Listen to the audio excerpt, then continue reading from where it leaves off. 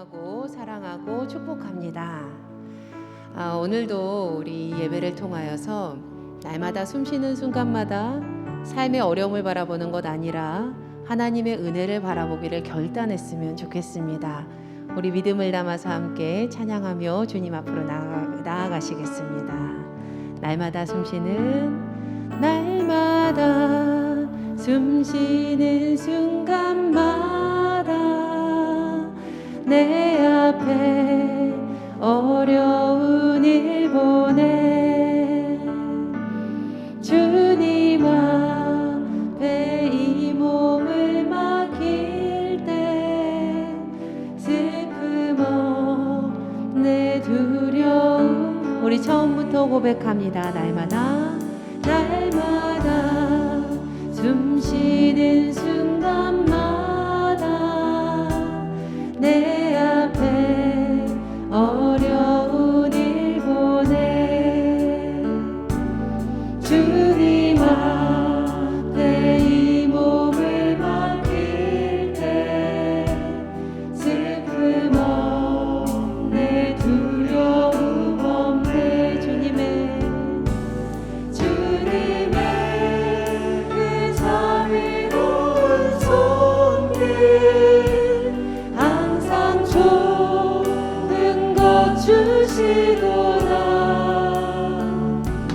사랑스레 아픔과 기쁨을 수고와 평화와 안식을 날마다 주님 내 곁에 계셔 자비로 날 감싸주시네.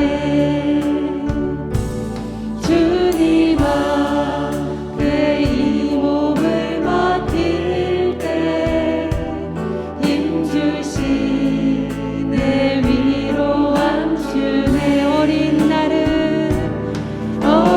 나를 품에 안으시서 항상 평안함 주시도다.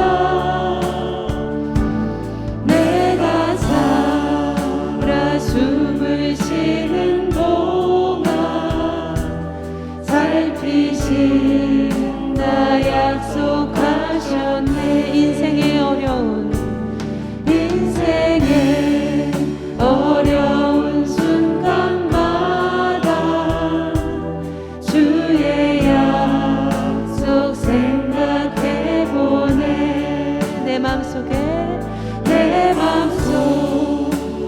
믿음 잃지 않고 말씀 속에 위로를 얻네. 주님의 도우심 바라보며 모든 어려움 이기도다. 흘러가는 순간마다 주님 약속 새겨봅니다. 주님의 도우심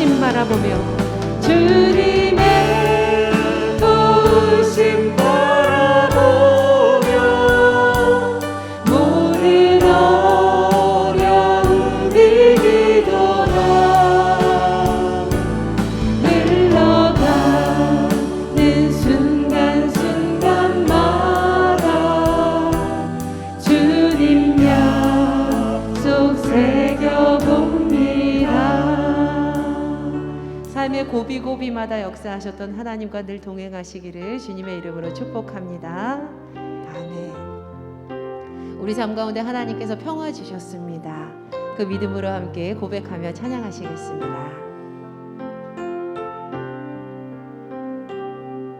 내 영혼을 극히 깊은 데서 내 영혼을 극히 깊은 데서 맑은 가락이 울려나네. 하늘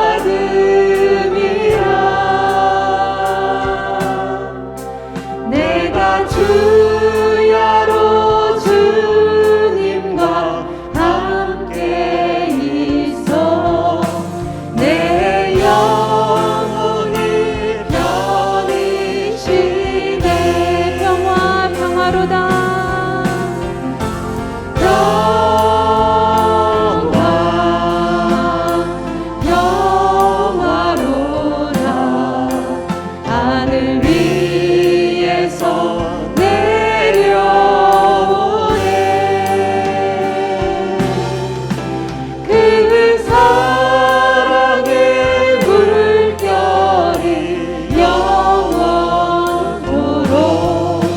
내 영혼을 덮으소서. 이 땅 위에 험한 길 가는 동안 이 땅 위에 험한 길 가는 동안 참된 평화가 어디 있나. 우리 모두 다 예수를 친구 삼아 참 평화를 누리겠네. 평화로다.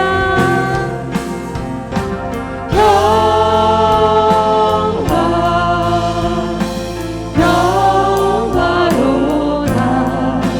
하늘 위에서 내려오네.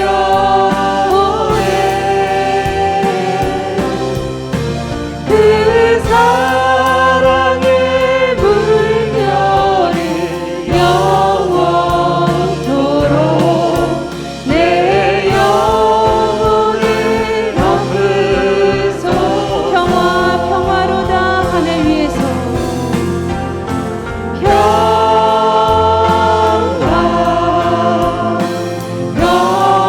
평화로다. 하늘 위에서 내려오네. 그 사랑의 물결이 그 사랑의 물결이 영원토록 내 영혼을 덮으소서. 오늘도 예배 가운데 풍성하게 부으시는 하나님의 평화를 누리는 은혜의 시간이 되도록 우리 함께 마음을 모아 기도하겠습니다. 하나님 아버지 고맙고 감사합니다. 주님, 오늘도 예배 가운데 풍성히 부으시는 하나님의 은혜가 있음을 믿습니다. 주님 역사하여 주시고 주님 인도하여 주시고 하나님 모든 심령 가운데에 하나님 풍성함으로 하나님 평화로 하나님 부어 주시옵소서. 주님 역사하여 주셔서 한 영혼 한 영혼 하나님 만나 주시소. 온전히 하나님이 누구신지 하나님의 크신 사랑으로 하나님 평안케 하여 주시옵소서.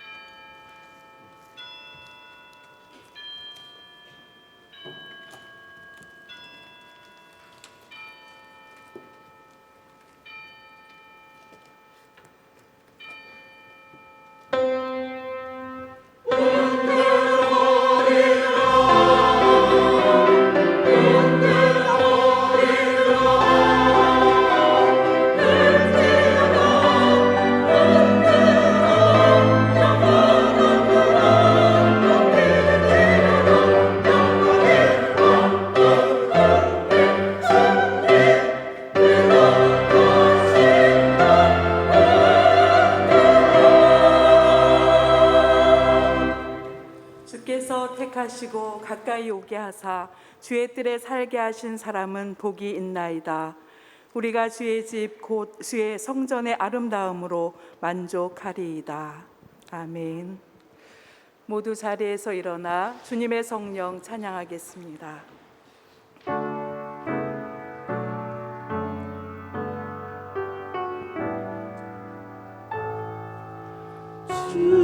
주님의 성령 지금 이곳에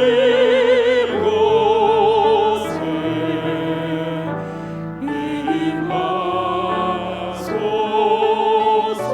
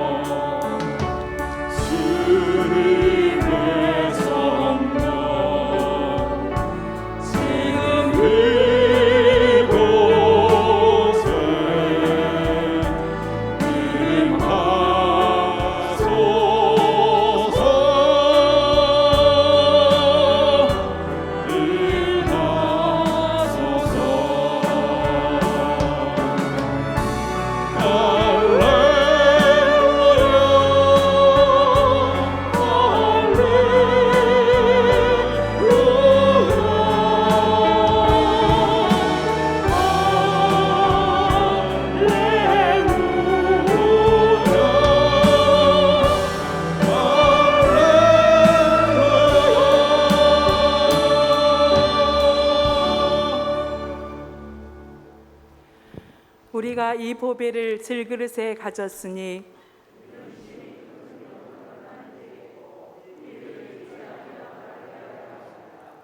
우리가 사방으로 우겨쌈을 당하여도 쌓이지 아니하며 박해를 받아도 버림받지 아니하며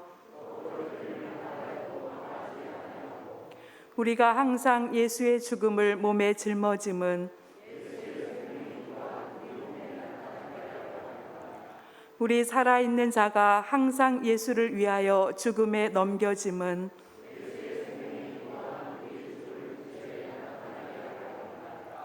아멘.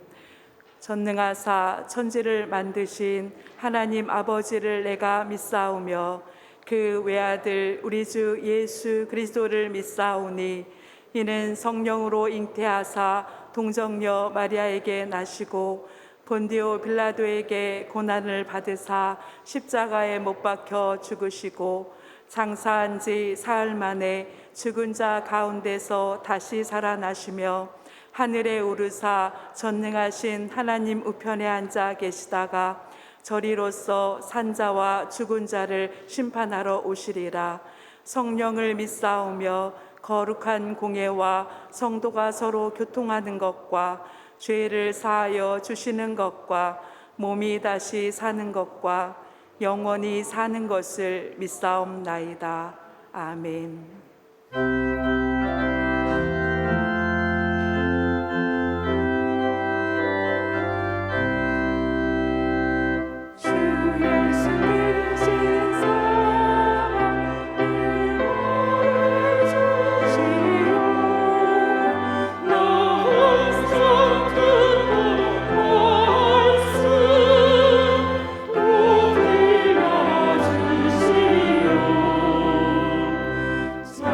서해진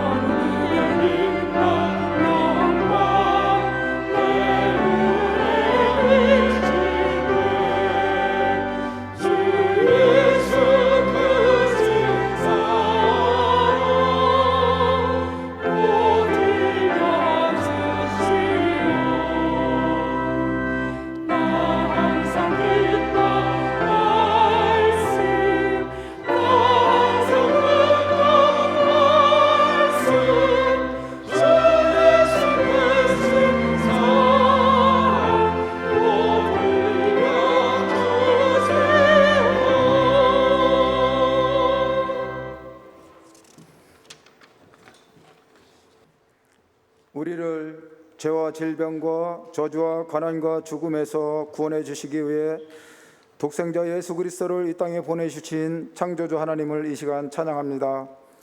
우리 교회를 비롯하여 전 세계 모든 교회가 주님의 날을 기억하여 신실하신 하나님께 신령과 진정으로 예배드리기를 원합니다. 몸에 스치는 겨울 바람을 물러가게 하시고 부드러운 주님의 손길이 느껴지는 봄바람을 느끼면서 어제나 오늘이나 영원토록 동일하신 하나님을 찬양하지 않을 수가 없습니다. 변함없으신 하나님을 생각하며 우리는 어떻게 살아가고 있는지 되돌아봅니다.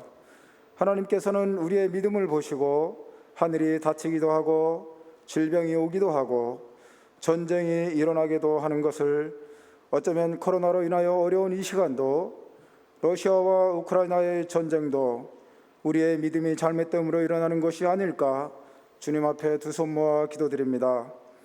우리의 머리카락까지도 다 세시는 주님께서 우리나라의 대통령이나 유정자들도 하나님께서 허락하지 않으면 안 되는 일인데도 우리는 불만이 참 많았던 것 같습니다. 우리의 믿음대로 역사하시는 참 좋으신 하나님, 한 교회의 담임 목사님이 중요하듯이 이 나라의 지도자도 참으로 중요합니다. 대통령 선거가 3월 9일 앞으로 다가왔습니다. 하나님의 허락 없이는 아무도 될 수가 없음을 고백합니다. 유능하다고 똑똑하다고 되는 것이 아니라 하나님께서 허락하셔야만 된다는 사실을 우리도 알고 있습니다. 우리의 믿음을 따라 이번 대통령 선거도 치러지게 될 것입니다. 선거를 앞두고 우리들의 신앙을 되돌아봅니다. 과연 나는 온전히 하나님을 섬기고 있는가? 우리 교회가 온전히 하나님 말씀에 순종하고 있는가? 우리나라의 교회들이 온전히 하나님을 바라보고 있는가? 주님, 미련하고 우둔한 저희들에게 은혜를 베풀어 주옵소서. 말씀과 기도로 살아가는 우리들이 되게 하여 주시고 대통령 선거가 잘 치러지게 하시고 우리나라가 복음의 사명을 감당하는 힘 있는 나라가 되게 하여 주옵소서. 사랑하는 담임 목사님을 통해 주님께서 주시는 말씀을 듣고자 합니다. 목사님께 지혜와 청명을 더하여 주시고 아버지의 마음을 주셔서 목사님의 기도와 손길이 닿는 곳에 하나님의 나라가 임하게 하여 주옵소서. 말씀을 듣는 모든 성도들에게 한없는 은혜가 임하게 하시고 새 힘으로도 세상을 변화시키는 복음의 일꾼이 다 되게 하여 주옵소서. 예수 그리스도의 이름으로 기도드렸습니다. 아멘.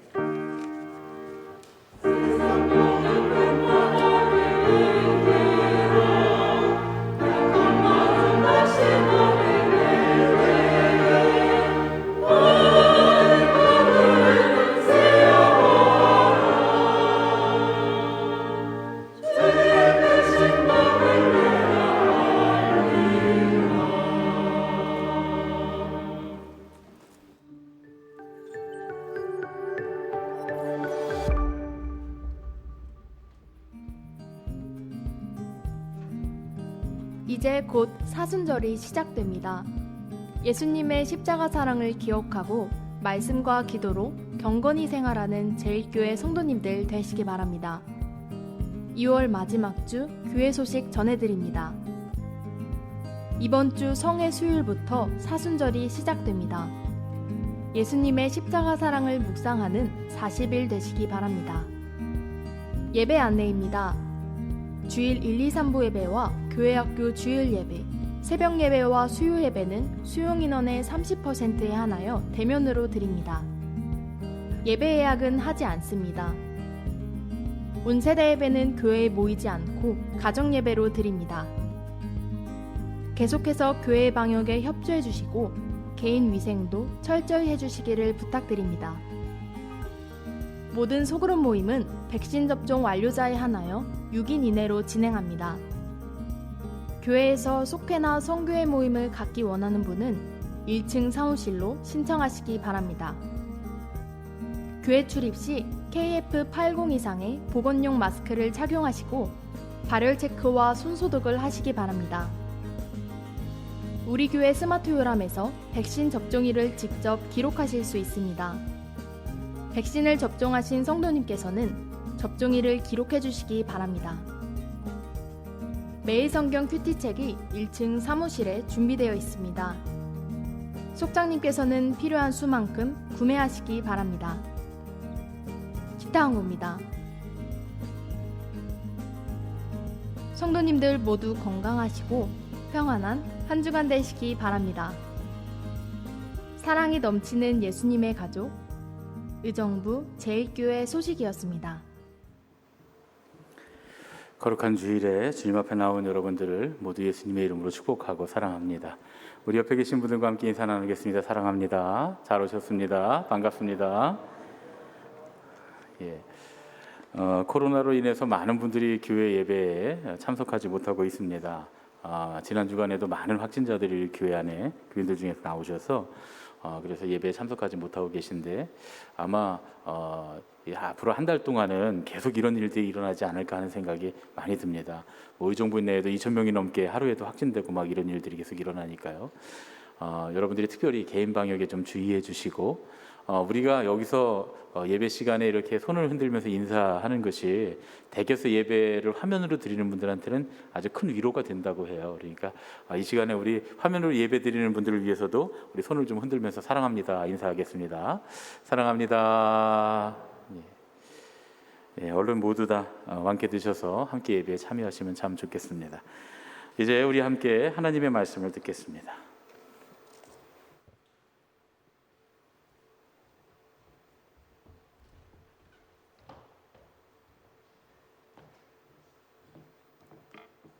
모두 자리에서 일어나 하나님의 말씀을 듣겠습니다.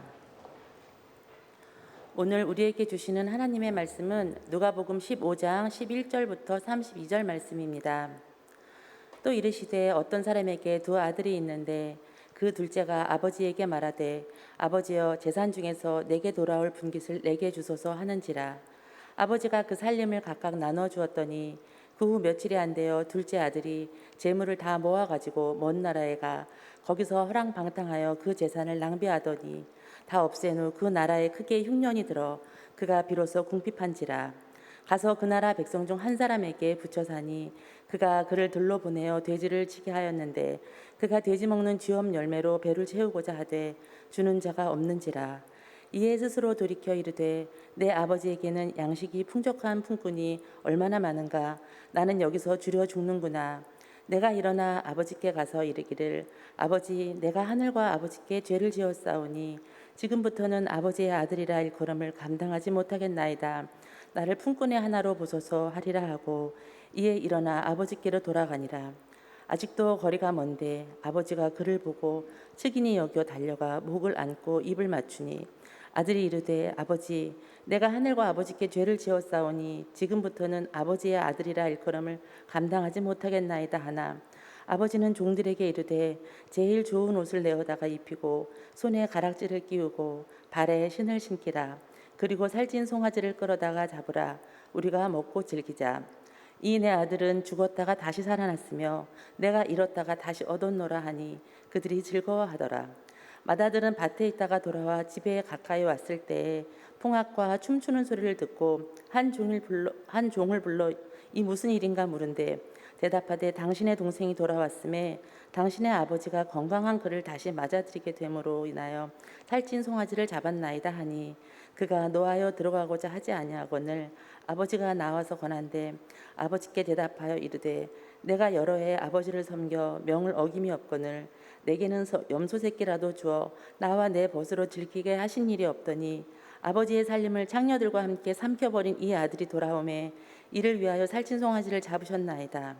아버지가 이르되 예 너는 항상 나와 함께 있으니 내 것이 다 내 것이로되 이 내 동생은 죽었다가 살아났으며 내가 잃었다가 얻었기로 우리가 즐거워하고 기뻐하는 것이 마땅하다 하니라. 이는 우리에게 주시는 하나님의 말씀입니다. 아멘.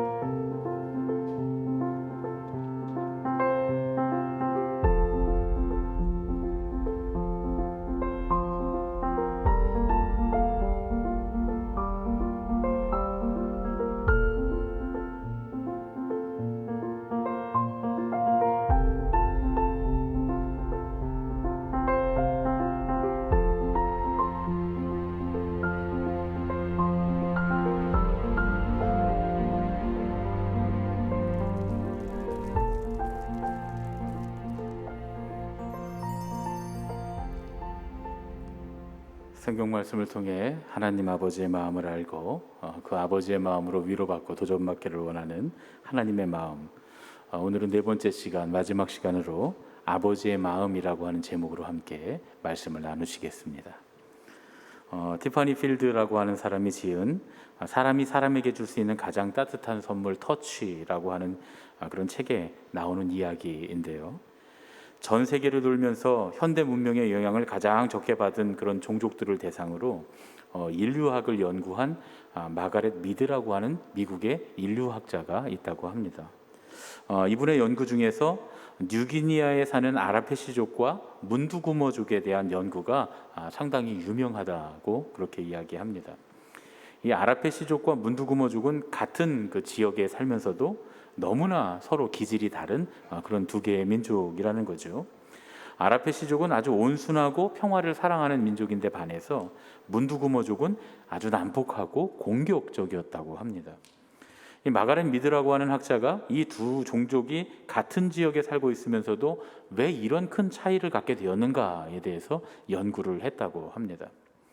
연구 결과 근본적인 차이는 두 부족이 아이를 키우는 방법이 달랐다는 거예요. 아라페시족의 엄마들은 아이를 그 작은 그물 모양의 슬링에 이렇게 넣어서 앞으로 안고 다니면서 엄마와 아이가 계속 몸으로 접촉하고 눈길과 손길을 보내고 아이가 원할 때는 언제나 젖을 물려 주었다는 겁니다. 그런데 문두구머족은 아이를 등 뒤로 슬링을 해서 업고 다녔다는 거예요. 그러다 보니까 아기와 엄마의 몸이 분리가 돼서 아무 접촉을 할 수가 없었고 엄마의 목소리나 엄마의 표정을 지켜볼 수가 없었다고 합니다. 젖을 먹일 때도 아라페시족은 이렇게 앉아서 아이의 입에 젖꼭지가 잘 들어가도록 두 손으로 이렇게 안고 배려한 다음에 아이가 젖을 먹는 동안에도 지속적으로 아이를 토닥여 준다고 해요. 그런데 문두구머족의 엄마들은 서서 한쪽 팔로 이렇게 아이를 젖을 물린다고 해요. 그러다 보니까 금세 팔이 아파서 충분히 젖을 물리기도 전에 다시 아이를 들쳐 업게 된다는 것이죠. 사실 이것은 아기를 앞으로 앉느냐 뒤로 업느냐의 문제는 아니라는 거예요. 그로 인해서 이러한 요인들로 인해서 엄마와 아기가 얼마나 충분한 교제를 하느냐의 문제라는 것이죠. 아라페시족이 가진 온유함과 문두구머족이 가진 이 폭력성의 차이는 바로 어머니와의 접촉의 차이였다는 겁니다. 어머니와의 충분한 접촉으로 애정관계를 잘 형성한 아라페시족의 아이들은 성품이 온화하고 평화로운 사람으로 자라났고 어머니와의 애착관계가 충분히 형성되지 못한 문두구머족의 아이들은 그 폭력적인 사람으로 자라나게 되었다라고 하는 그런 주장입니다. 이런 이론이 얼마나 과학적으로 증명이 되는 건 참 어려운 문제일 수 있어요. 하지만 한 가지 확실한 사실은 아이들은 부모의 품 안에서 자라게 된다는 겁니다. 우리의 삶은 누군가 우리를 어떻게 품고 있는가에 따라 결정될 수도 있다. 그런 이야기죠. 지난 주일에 우리는 나를 안으시는 하나님의 마음에 대해서 함께 말씀을 나눴습니다.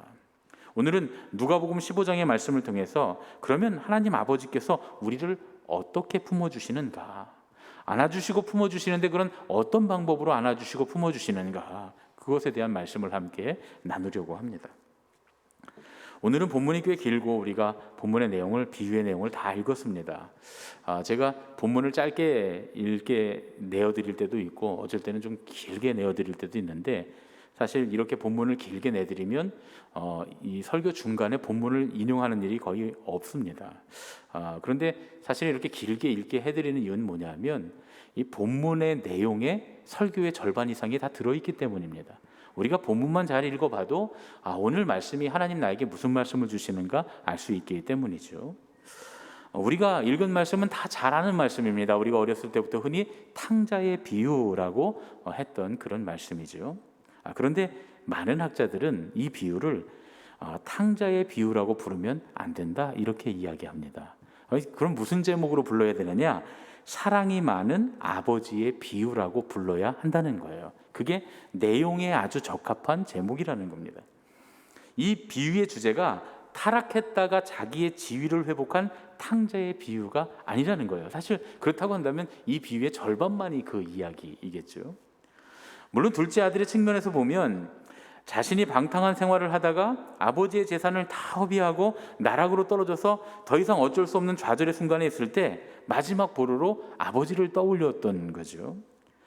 근데 가만히 생각해 보면 이렇게 떠올릴 수 있었던 이유가 사랑의 아버지, 그런 사랑의 아버지시라면 자기를 종으로라도 분명히 맞아주시리라고 하는 확신이 있었다는 거죠. 그렇게 생각할 수 있는 게 왜입니까? 아버지의 다음 없는 사랑을 알기 때문에 라는 것이죠. 유대인의 관례에 의하면 아버지가 살아계신데 유산을 달라고 할 수 없다고 합니다. 그렇게 하는 건 불효 중에도 불효고 사실은 돌에 맞아 죽을 만한 일이라는 거예요. 아버지에게 그만 사시고 죽으세요 라고 하는 말과 똑같다는 겁니다. 그래서 유대인들 중에 만약에 아버지 살아계신데 유산을 상속해달라라고 하는 아들이 있으면 그 사내들인 공회에서 재판에서 돌로 쳐 죽여도 되는 그런 아주 극심한 불효 중에 불효, 법을 어기는 것이었다는 거죠. 그런데 이 아버지를 한번 보세요. 아들이 뻔뻔하게 그런 요구를 하는데도 이 아버지가 이 아들을 너무 사랑하니까 아들의 요구대로 유산을 나누어 줍니다. 그리고 그 불효막심한 아들이 떠나고 난 뒤에도 아들이 잘 됐든 망했든 반드시 돌아오게 될 것이라고 확신을 합니다. 그래서 하루도 빠짐없이 동구 밖에 나가서 아들을 기다린 거예요. 그러니까 결국 망해서 거짓골을 하고 돌아오는 아들을 제일 먼저 알아보고 그 아들을 향해서 달려간 사람이 아버지였던 겁니다. 고대 유대인과 우리나라 조선시대의 양반이 굉장히 많은 점이 좀 닮아 있습니다. 유대인들도 체면을 굉장히 중요시했다고 해요. 그 예수님의 비유 중에 밤에 떡을 달라고 찾아온 친구의 비유 아시죠? 예. 염치 없는 친구의 비유. 그런데 유대인들의 해석에 의하면 한밤중에 떡을 달라고 찾아온 친구가 염치 없는 친구가 아니라 그때 떡을 내어주지 않는 사람이 있다면 그 사람은 염치 없는 사람이라는 거예요. 그래서 실제로 유대인들은 친구가 손님을 맞으려고 하는데 떡이 모자란다고 하면 그냥 돌려보내지 않고 떡을 주어서 보내는 것이 자기의 체면을 지키는 일이다 이렇게 생각하고 그것이 당연한 일로 여겼다는 겁니다. 이방인들과 부정한 사람들과는 함께 밥도 먹지 않고 한 테이블에 앉아서 대화를 나누지 않았습니다. 이거 우리나라 조선시대의 양반들이 천민인 그 백정이나 노비들과 함께 식사하지 않고 함께 한 자리에 앉지도 않았던 것과 비슷하죠. 그리고 조선시대의 양반들은 결코 뛰는 법이 없었습니다. 아시죠? 양반 걸음 천천히 팔자걸음으로 걷는 거. 그 YMCA에서 우리나라에 처음으로 야구를 들여왔을 때 이제 양반 자제들을 앉혀놓고서 이렇게 야구를 하는 스포츠다. 이거 우리 함께 하자 그랬더니 그때 그 양반들이 이거 우리 집 머슴 시키라고 우리가 이 양반 체면에 왜 뛰어다니냐고 이렇게 이야기했다는 유명한 일화도 있습니다. 그런데 유대인들도 똑같았다는 거예요. 유대인들도 뛰면 안 됐습니다. 뛰어가는 건 체면을 지키지 못하는 일이라고 여겼기 때문입니다. 더욱이 한 가정의 가장으로 백발이 성성한 노인이 뛰어간다는 건 있을 수 없는 일입니다. 그런데 오늘 이 아버지를 보세요. 이 아버지는 유대인으로서의 체면을 다 버리고 아들을 향해서 백발을 날리면서 달려갔다 그랬어요. 달려갑니다. 자신의 체면보다 아들이 더 중요했다는 얘기입니다. 그래서 여러 학자들과 목사님들이 이 비유는 돌아온 탕자의 비유가 아니라는 거예요. 사랑 많은 아버지의 비유 혹은 사랑 때문에 체면을 버린 아버지의 비유라고 해야 옳다고 이야기합니다. 또 성서학자들 중에는 이런 해석을 하는 경우도 있어요. 혹시나 이 비유를 만약에 탕자의 비유라고 제목을 짓는다면 결코 둘째 아들은 탕자가 아니라는 거예요. 나갔다 돌아온 둘째 아들이 탕자가 아니라 오히려 첫째 아들을 탕자라고 불러야 맞다고 이야기합니다. 큰아들은 전혀 아버지의 마음을 알지 못하기 때문이죠. 작은 아들은 그래도 우리 아버지가 나를 종으로라도 받아줄 거야. 왜냐하면 우리 아버지는 사랑이 많으니까, 넉넉하시니까 하는 아버지의 마음을 조금이라도 알았다는 거죠. 근데 큰아들은 전혀 아버지의 마음을 알지 못합니다. 그래서 불평과 불만이 늘 가득합니다. 심지어 동생에게 누명까지 씌워서 비난합니다. 물론 작은 아들이 허랑방탕해서 그 재산을 다 잃은 건 사실이에요. 그런데 사실 큰아들 입장에서, 형 입장에서는 창녀와 함께 가산을 탕진했는지 아니면 사업을 하다가 망했는지 큰아들은 전혀 알 길이 없어요. 왜냐하면 성경에 기록된 것처럼 작은 아들이 먼 나라에 가서 살았기 때문에. 그리고 아직 형은 돌아온 동생을 만나보지도 못했습니다. 큰아들은 한 번도 아버지 곁을 떠난 적이 없고 아버지 일을 도왔다 그랬어요. 게다가 작은 아들은 지금 막 돌아왔습니다. 그러니까 큰아들이 저 녀석이 창녀와 함께 아버지의 재산을 탕진했다라고 하는 말은 전혀 사실이 될 수 없습니다. 큰아들이 지어낸 얘기죠. 요즘 문제가 심각한 그 거짓 뉴스들처럼 흔히 말하는 카더라 통신인 거죠. 전혀 사실관계를 알 수 없는, 다시 말해서 팩트 체크 없이 그냥 무책임하게 내뱉은 말이라는 거예요. 동생에게 누명을 씌웠다, 그런 얘기입니다. 큰아들과 아버지의 대화를 가만히 살펴보면 이 큰아들도 자기 동생처럼 하고 싶었는데 나는 하지 못했다 라고 하는 그 유치한 속내가 그대로 드러납니다. 자기도 자기 친구들과 아버지의 가축을 잡아먹으면서 놀고 싶어 했어요. 하지만 그렇게 하지 못했습니다. 그러다가 자기 마음대로 사는 동생을 보니까 마음속에 질투가 났던 모양이에요. 사실 유대인들의 상속법에는 장자는 2배, 그리고 차자는 그 절반을 주는 풍습이 있습니다. 아마 아버지가 처음부터 각각 재산을 나눠줬다 그러니까 이미 형에게는 2배의 재산을 주었고 동생에게는 그 절반의 재산을 나눠준 상태입니다. 그러니까 아버지가 아버지의 송아지를 잡아서 동생을 대접한 거, 나는 왜 나를 위해선 염소 한 마리 아버지 염소 잡아서 대접하지 않느냐고 화가 나 있는 상태예요. 사실은 그러면 안 되는 거잖아요. 아버지의 가축을 나도 잡아먹으면서 놀고 싶은데 왜 아버지 가축은 나한테는 안 줍니까? 그렇게 얘기하고 있는 거죠. 마음대로 사는 동생을 보니까 질투가 나고 아버지가 소를 잡아준 게 질투가 났던 겁니다. 오늘 말씀을 자세히 읽어보면 큰아들의 말이 바로 그런 뜻입니다. 그러니까 절망의 순간에 사랑의 아버지를 떠올리고 아버지께 가면 나는 종으로라도 받아주시겠다, 살 수 있다 라고 아버지께로 돌아온 작은 아들보다 질투 때문에 돌아온 동생을 미워하고 있는 이 큰아들이야말로 아버지의 마음을 전혀 모르는 진짜 탕자였다라는 그런 이야기입니다.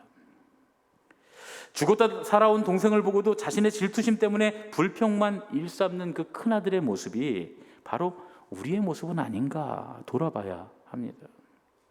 세상을 떠나서 산다고 하면서도 계속 세상 사람 사는 모습을 부러워하고 질투하는 마음을 가지고 있다면 우리가 진짜 탕자라는 얘기죠. 신앙이 있다고 하면서도 돈, 권력, 명예 이런 것들을 추구하고 산다면 우리는 오늘 이 성경에 나온 큰아들과 조금도 다를 바가 없는 겁니다. 아버지 곁에 있었어도 아버지의 마음을 모르면 아버지를 떠났던 사람보다 더 탕자일 수도 있다라는 사실을 잊지 말아야 한다는 것입니다. 그런데 놀라운 사실은 이번에도 아버지는 큰아들을 꾸짖지 않으세요. 혼날 것 같은데. 2 아들 모두 다 아버지가 사랑하시기 때문이에요. 아버지는 질투와 심술로 화가 나서 울그락불그락 하고 있는 큰아들에게 얘야, 큰아들아, 인내하고 기다리면 다 네 거 아니니. 하지만 네 동생은 죽었다가 살아왔으니 함께 우리 기뻐하자꾸나. 아버지 죽고 나면 결국 이거 다 네 건데 왜 아버지가 염소 한 마리 안 잡아줬다고 불평하니. 동생은 죽었다 살아왔잖니. 그러니까 우리 이걸로 함께 기뻐하자 하면서 큰아들을 위로하십니다. 저는 기적은 아버지의 마음에서부터 온다고 믿습니다. 제가 처음으로 목사 안수를 받고서 소위 서울의 달동네라고 불리던 그런 동네에서 교회에서 교육 목사로 처음으로 목사 안수를 받고 사역을 시작했습니다. 토요일 저녁에 청년 모임에 7명이 모인다는 얘기를 듣고 제가 첫날 토요일을 나갔더니 4명밖에 안 나왔어요. 그날 저녁에 청년회장은 나이트클럽 가서 술 마시고 놀다가 그 다음 주일날 오후에 나왔습니다. 누군지 말씀드릴 수 없습니다. 그래서 청년들을 양육하고 새벽에 40일 동안 만나서 훈련을 시키기 시작했어요. 그러니까 40일이라고 그러니까 딱 40일이 아니고 2달, 월요일부터 금요일까지 새벽마다 새벽기도 다 나오고 끝나고 나면 이제 제가 이제 제자의 훈련을 시키고 제가 이제 제 아내가 이렇게 간단한 식사 뭐 콤프로스트 같은 거, 빵 같은 거, 식빵 같은 거 준비해 주면 그걸로 아침에 나눠 먹고 그리고 다 출근하고 학교 가고 이렇게 2달 동안 훈련을 했어요. 그러니까 리더들을 그렇게 훈련시키면서 청년들 이제 계속 교회 안 나온 청년들 독려하고 했더니 얼마 안 지나서 30여 명 정도 모이기 시작했습니다. 그러니까 저랑 앉아서 4-5명 이렇게 하던 소그룹이 이제는 4-5개의 소그룹으로 바뀐 거예요. 리더들이 4-5명이 세워진 겁니다. 그런데 이제 한참 그렇게 되고 있던 중에 리더를 세웠던 청년 중에 하나가 교회 안에서 동시에 여러 자매와 사귀고 있다는 소식을 제가 들었습니다. 한 번에 한 명이 아니라 11명이에요. 교회에서 청년 사역에서 있어서 특히 청년들이 연애를 잘못하면 큰 어려움을 겪게 되고 청년 사역이 완전히 깨지는 경우가 많기 때문에 청년부가 한참 차곡차곡 부흥하고 있는 시점에서 굉장한 위기감이 저한테 들었어요. 그리고 한편으로는 그 청년 리더에게 정말 화가 많이 났어요. 내가 정말 애정을 갖고 그 안에 있는 상처들, 그 이제 호르몬이 밑에서 자라면서 고통받았던 그런 것들 다 위로해주고 기도해주고 회복시키고 훈련시켜서 그래서 좋은 리더로 세웠다고 생각했는데 배신감이 생겼어요. 어떻게 이럴 수 있지? 그래서 제가 불러서 혼을 내야 되겠다고 생각을 했습니다. 근데 가만히 생각해 보니까 남녀 간의 문제가 혼낸다고 해결되지 않잖아요. 그렇죠? 목사가 나서서 그거 정리하려고 했다가 오히려 복잡하게 꼬여버리면 참 예쁘게 성장하고 있는 그 청년들이 더 상처를 입게 되고 사역이 진짜로 깨져버릴까 봐 굉장히 두려웠습니다.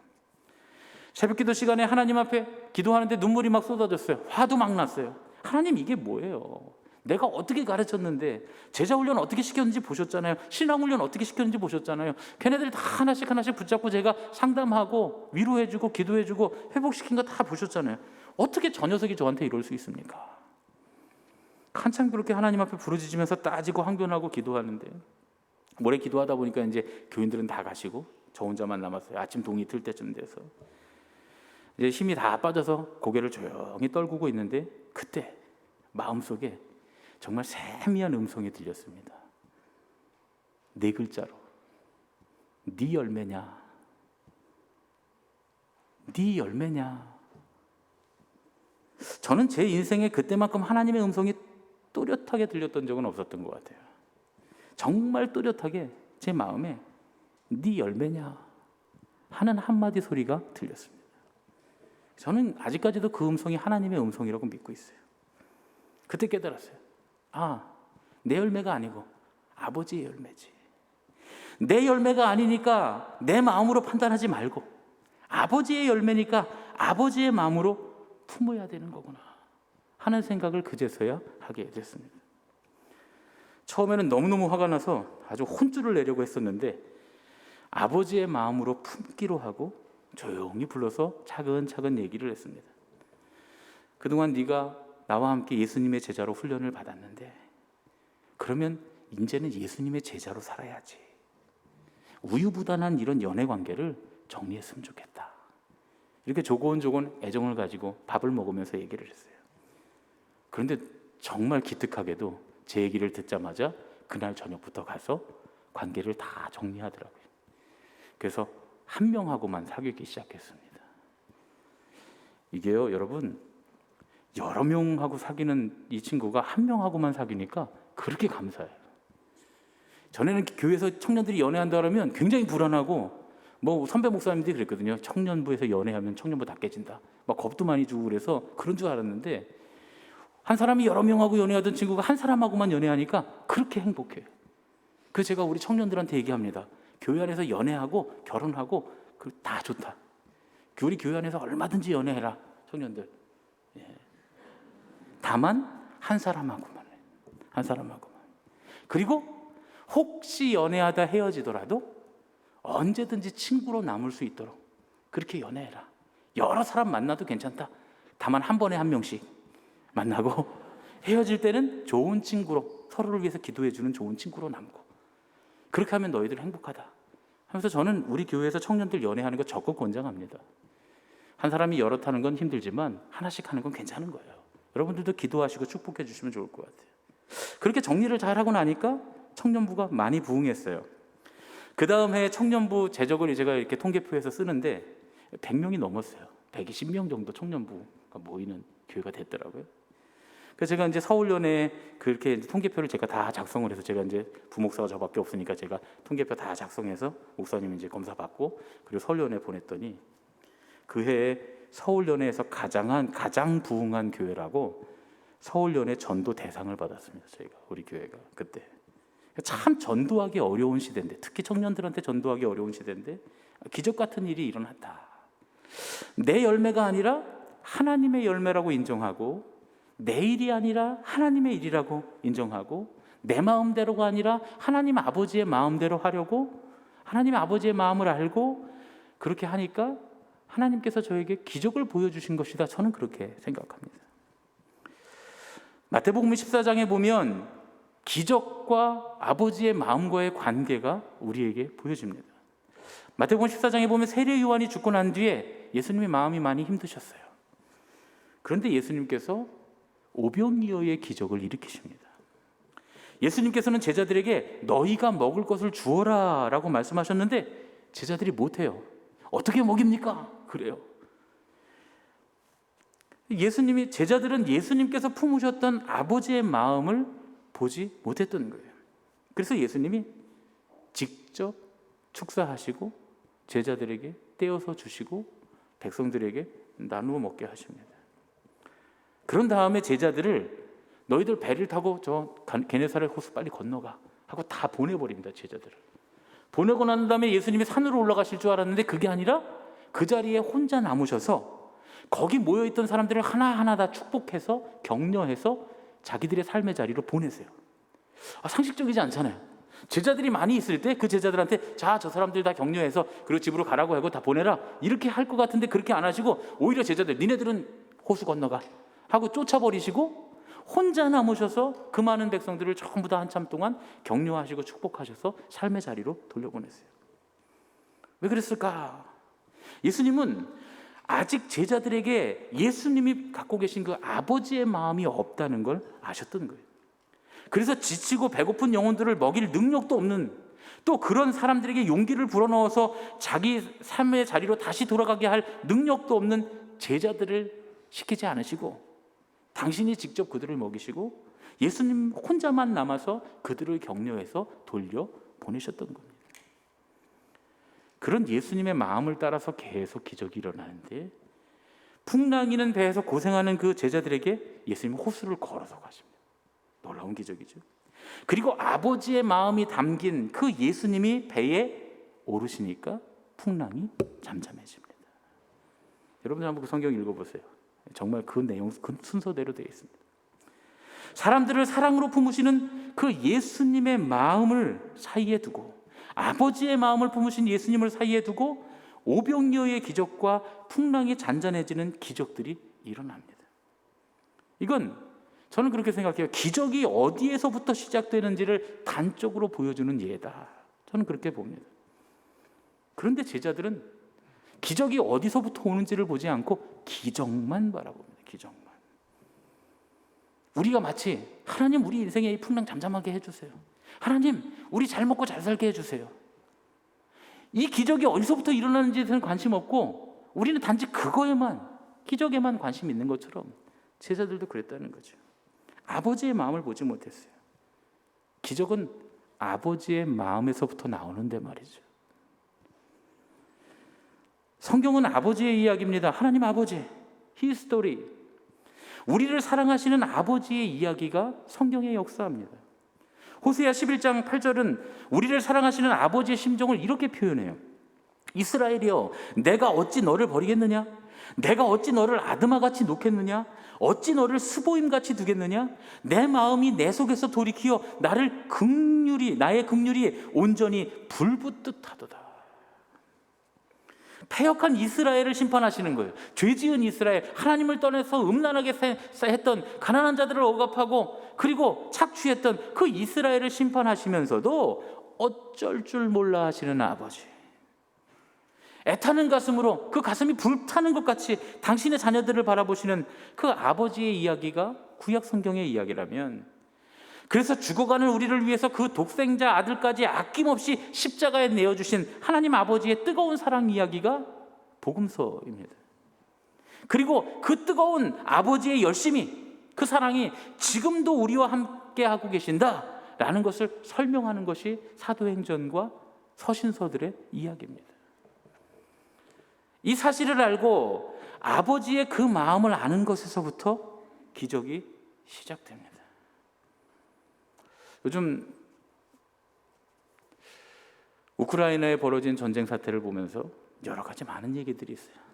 제일 먼저 무슨 얘기를 하냐면 우크라이나의 전쟁 사태가 우리나라의 경제에 미칠 영향이 무엇인가. 이 얘기 굉장히 커뮤니티나 이런 데 많이 돕니다. 또 뉴스나 이런 커뮤니티를 보면 또 하는 얘기가 우크라이나가 왜 저렇게 공격받게 됐는가, 우크라이나의 정치인들의 무능함, 뭐 이런 이야기들이 굉장히 많이 회자되고 있습니다. 저는 그게 방향이 잘못됐다고 생각해요. 지금은 우크라이나를 향한 아버지의 마음이 무엇인지를 바라보는 게 더 중요합니다. 얼마나 그들이 핍박받고 있는가, 얼마나 고난당하고 있는가, 그들을 향한 긍휼의 마음, 슬퍼하는 마음, 애통하는 마음, 그래서 그들을 위해 하나님 앞에 기도할 수 있는 마음. 오늘 아침에 뉴스를 보니까 그 우크라이나의 교인들, 하나님 믿는 교인들이 전부 다 눈밭에 무릎을 꿇고 앉아서 그 전쟁터에서 기도하고 있어요. 하나님, 우크라이나 백성들을 살려달라고 말이죠. 그럴 때 우리는 우리나라 이제 경제가 어떻게 될 거야? 주식이 값이 떨어질 거야? 뭐가 어떻게 될 거야? 그런 걱정하고 있단 말이죠. 이걸 정치적으로 양쪽에서 다 사용하면서 우크라이나의 사태를 지금 정치적인 이슈로 자꾸 서로 이야기하고 있단 말이죠. 여러분, 이건 하나님의 아버지의 마음을 모르는 겁니다. 하나님 아버지의 마음을 알아야죠. 지금 그 땅을 향해서 아파하고 계실 하나님의 마음을 아는 것, 여기에서부터 기적이 시작됩니다. 우리가 기도해야 되는 게 바로 거기죠. 우리가 기도하면서, 그들을 위해서 기도하면서 우리가 할 수 있는 최선의 것들을 해 나갈 수 있는 것. 우리가 사실 뭘 할 수 있겠습니까? 제 마음 같아서는 진짜 가운 입고 우크라이나 전장에 가서 팔 벌리고 서 있고 싶은 마음이 있는데, 우크라이나 가는 비행기도 못하는 상황에 뭐 어떻게 하겠어요? 우리가 할 수 없죠.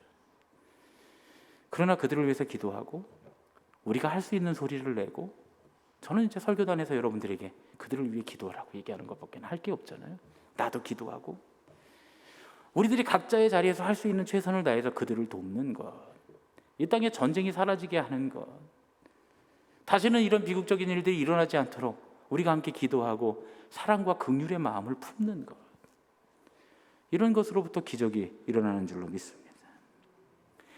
이런 사실들, 아버지의 마음을 알고 아버지의 마음을 아는 데서부터 기적이 시작됩니다. 배불리 먹는 오병이어의 기적도, 우리의 문제가 다 해결되는 풍랑이 잔잔해지는 기적도 바로 거기서부터 시작되는 줄로 믿습니다. 잔뜩 화가 나서 동생을 막 헐뜯기까지 하면서 항변하는 아들을 향해 빙그레 웃으면서, 아들아, 이 모든 게 다 네 건데 동생은 죽었다가 살아왔으니 우리가 함께 기뻐하는 것이 마땅하지 않겠니? 하시는 그 아버지의 이야기.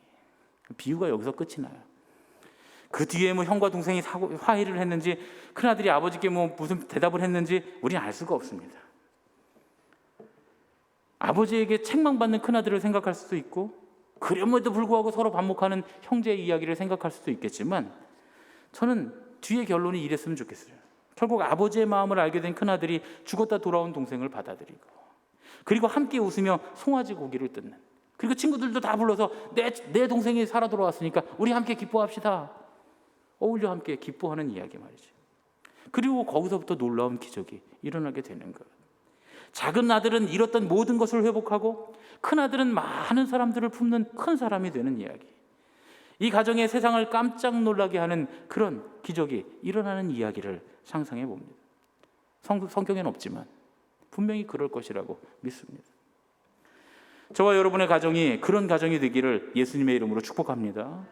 또한 우리 교회가 그런 교회가 되기를 주님의 이름으로 축복합니다. 여러분, 우리 인생에는 날마다 기적이 필요합니다. 하나님의 도우심 없이 우리가 하루도 살 수 없어요. 우리 교회에도 기적이 필요합니다. 이 코로나 팬데믹 지나가면서 우리 교회 안에 얼마나 많은 하나님의 기적이 필요합니까? 우리가 지금 이렇게 예배를 유지하고 그동안 교회 문을 닫지 않고 예배드릴 수 있었던, 때때로 도우시는 하나님의 기적이 필요했잖아요. 한국교회에도 기적이 필요합니다. 한국교회 지도자들의 자기들의 욕망, 개교회들이 가진 욕심, 그런 것 때문에 땅바닥에 떨어뜨린 주님의 몸된 교회의 위상, 이기적이고 비윤리적인 신앙인들의 모습 때문에 사람들의 조롱거리로 오르내리는 예수님의 이름이 다시금 높임을 받기 위해서는 정말 우리에게는 기적이 필요합니다. 정치적으로 지금 혼란한 이 나라에도 누구를 대통령으로 뽑아야 될지 알 수 없는 이 깜깜한 이 나라에도 기적이 필요합니다. 전쟁이 벌어지고 있는 저 전쟁터, 이 세계 안에도 주님의 기적이 필요합니다. 우리가 아버지의 마음을 품고 아버지의 마음으로 기도하기 시작할 때, 그때 우리는 우리의 가정과 교회와 나라와 이 세계 위에 기적이 일어나는 것을 보게 될 줄로 믿습니다. 우리 옆에 계신 분들과 이렇게 인사하겠습니다. 아버지의 마음을 품읍시다. 아버지의 마음을 품읍시다. 아버지의 마음을 품읍시다. 아멘. 여러분, 기적이 어디서부터 시작된다고 했습니까? 바로 아버지의 마음에서부터 기적이 시작됩니다. 하나님 아버지의 사랑, 용서의 마음, 그걸 품을 때, 고통받는 이들을 긍휼히 여기는 마음으로 우리가 품을 때, 우리는 풍랑이 잔잔해지는 기적도, 오병이어로 5,000명을 먹이는 기적도 경험할 수 있는 줄로 믿습니다. 아버지의 마음을 품고서 날마다 기적을 경험하시는 저와 여러분이 되시기를 예수님의 이름으로 축복합니다. 특별히 고통당하고 있는 우크라이나를 위해서 여러분들 기도하시면 좋겠습니다. 우크라이나에서 지금 그 얼음바닥에, 눈바닥에 무릎을 꿇고 기도하고 있는 우크라이나의 교인들을 위해서, 또 보다 보니까 우리 감리교회, 그 서울에 있는 진광교회 선교사님도 우크라이나에 가 계시다는데, 또 여러 곳에서, 여러 교단에서 우크라이나에 보낸 선교사들이 지금 고립돼서 목숨 위기에 처해 있고 어려움들을 많이 당하고 있다는데, 그리고 그 교인들, 특별히 열 몇 명씩밖에 안 되는 교인들이지만 선교사님 통해서 전도받고 신앙생활을 하는 우크라이나 교인들도 지금 그 청년들이 다 지금 총을 들고 전쟁터에 뽑혀갔다는데, 그런 이야기를 들으면서 우리가 여기서 함께 기도했으면 좋겠습니다. 뭐 경제적으로 우리에게 어떤 영향을 미칠까? 혹은 정치적으로 어느 편을 들어야 되나? 이런 이야기가 아니라 그 땅의 전쟁이 끝나고, 그리고 러시아가 우크라이나에서 물러가고, 각자 자기의 삶의 자리에서 하나님 섬기며 살 수 있는 그런 나라들이 될 수 있도록 함께 기도할 때, 우리가 여기서 기도하는 게 무슨 힘이 있을까? 하지만 기적을 보게 될 줄로 믿습니다. 그들을 위해서 함께 기도하는 저와 여러분이 되었으면 참 좋겠습니다. 이 시간 아버지, 당신의 마음이 있는 곳에 우리 함께 찬양하고 봉헌하고 기도하겠습니다.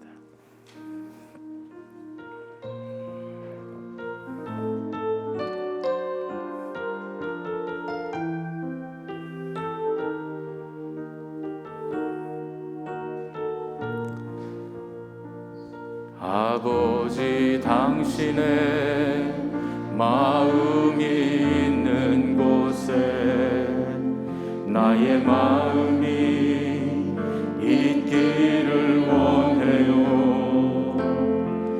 아버지, 당신의 눈물이 고인 곳에 나의 눈물이 고이길 원해요. 아버지, 당신이 바라보는 영혼에게 나의 두 눈이 향하길 원해요. 아버지, 당신이 울고 있는 어두운 땅에 나의 두 마음이 향하길 원해요. 나의 마음이 아버지의 마음 알아. 내 모든 뜻 아버지의 뜻이 될 수 있기를 나의 온 몸이 아버지의 마음 알아. 내 모든 삶 당신의 삶 되기를. 자리에서 일어나서 봉헌하겠습니다.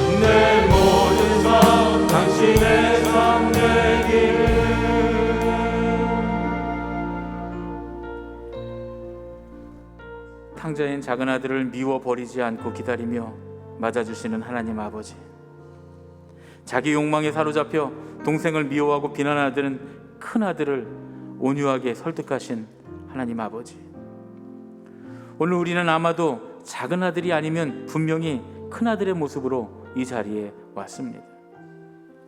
이 시간 아버지의 마음을 알게 하시옵소서. 아버지의 마음을 아는 데서부터 기적이 일어남을 깨닫게 하여 주시옵소서. 아버지의 사랑과 용서의 마음을 품고 고통받는 이들을 긍휼히 여기는 마음을 품어 풍랑이 잔잔해지는 기적도, 오병이어로 5천 명을 먹이는 기적도 경험할 수 있도록 인도하여 주시옵소서. 오늘 이 시간 주님께 구별하여 드리는 이 예물을 받아주시고 우리 삶의 모든 수고가 보람되게 하시며 주님 앞에 드리는 이 손길들에 아버지의 마음이 담겨 기적의 재료가 되게 하여 주시옵소서. 이제는 우리 주 예수 그리스도의 은혜와 하나님 아버지의 지극하신 사랑과 성령님의 감화하시고 인도하심이 오늘 주님 앞에 예배하며 아버지의 마음을 알아 기적의 삶을 살기를 원하는 우리 제일교회 모든 성도들, 이 예배에 참여한 모든 예배자들 머리 위에 이제부터 영원까지 함께 하시옵기를 예수님의 이름으로 축원하옵나이다. 아멘.